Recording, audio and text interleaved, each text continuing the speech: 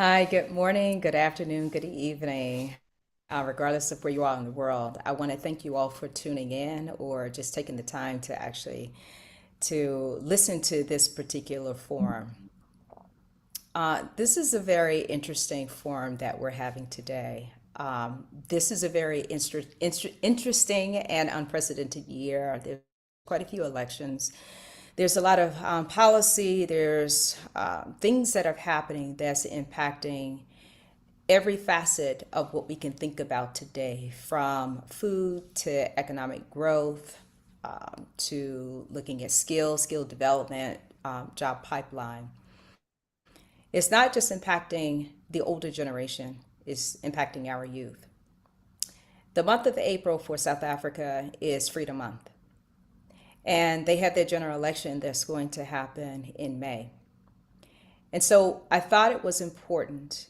We focus on STEM, so it's important for us to have a conversation and a dialogue to look at how all those things that I talked about impact the path and the trajectory of our youth, from school fees to paying for their college education to looking at what education is yielding, not just within South Africa, but within the continent and the context of the world.